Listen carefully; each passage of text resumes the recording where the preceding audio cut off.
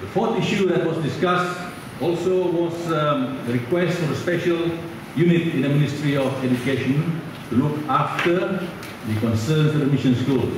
They understand that there are units already for Chinese and Tamil schools, therefore they feel that perhaps the mission schools should be given the same type of leeway in dealing with the concerns of the mission schools and all the schools.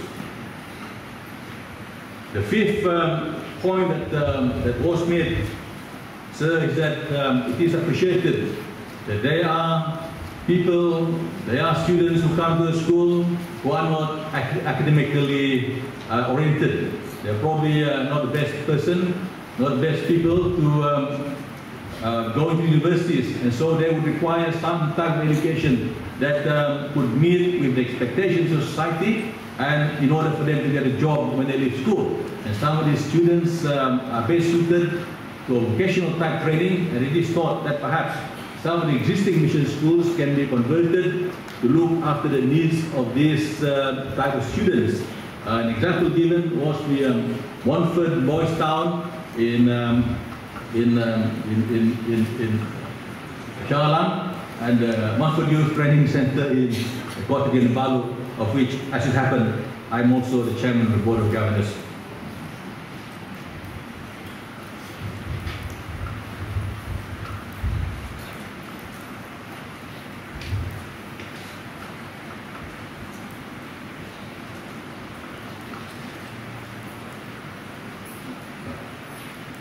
The sixth point that was also mentioned, and which the conference would like government to consider, is the enrollment of students in the mission schools.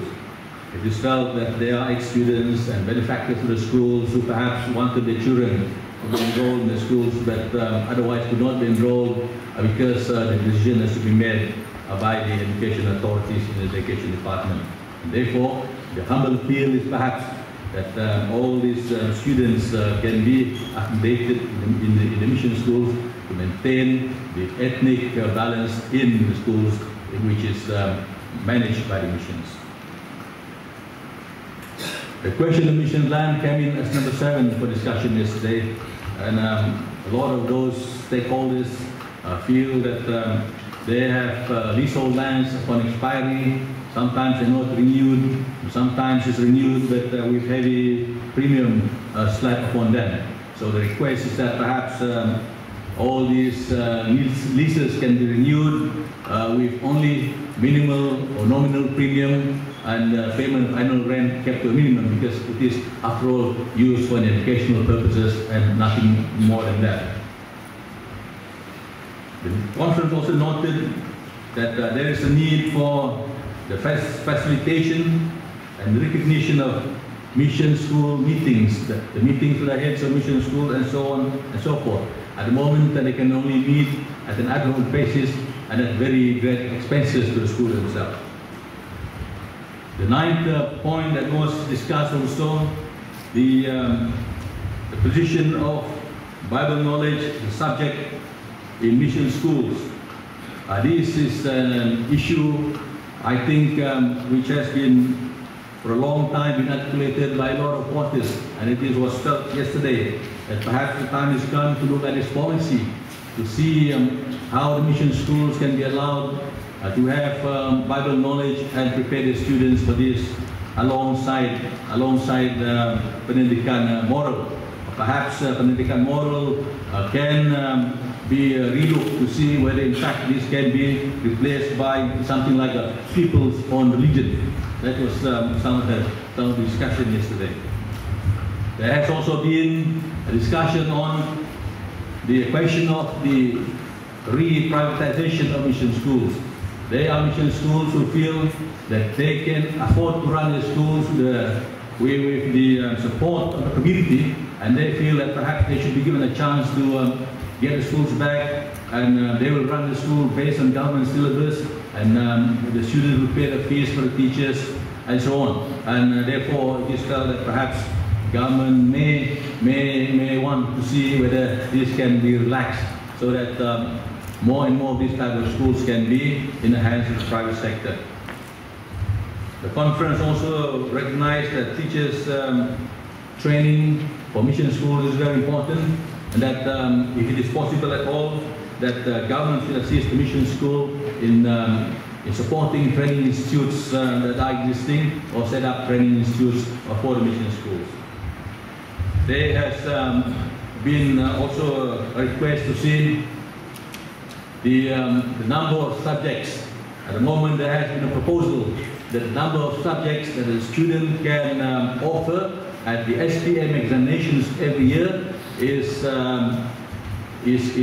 proposed to be 10. The meeting yesterday suggested that perhaps this can be extended to 11 or 12 in order to allow for the students to take up Bible knowledge as one of the courses. I understand that for students who take up science subjects, they can take in at least 11 or 12 subjects, and they would be very happy that this can be considered. And the last little request was a question of electricity bills, water bills, so on and so forth. It's not a very big point, but apparently in Semenanjung, Malaysia, it is borne by the school board, but whereas in Sabah and Sarawak, it is borne by the school itself, and therefore the education authorities. Yeah, those are some of the present points we discussed, and this will be presented, I think, in a more coherent form by the conference to the government. That is, in short, what has been discussed on the issues that are presented so far. Ladies and gentlemen, a few years ago, I arranged for a meeting with the then Education Minister and mission schools, authorities and church leaders, bringing up almost the same points that I outlined minutes ago. But there has been no progress so far in solving the issues, and it is very much the hope of conference that perhaps this time we can get a little bit more from the presentations made to the government. Yang Amat Terhormat, your new initiative in pronouncing a new policy direction. One Malaysia, people first, performance now, has warmed the hearts of many, including the educationists here today. The mission schools look forward to working with you, and I am sure it is also your intention to take them on board in your quest for a one Malaysia. Finally, I wish to thank the Prime Minister for readily accepting this invitation. I thank the mission school authorities for making this conference possible. It has been my pleasure to provide you with some avenue to express yourselves under a common platform, and not as the Malayan, Sabah and Sarawak Mission School Councils. We are, after all, one Malaysia. Thank you.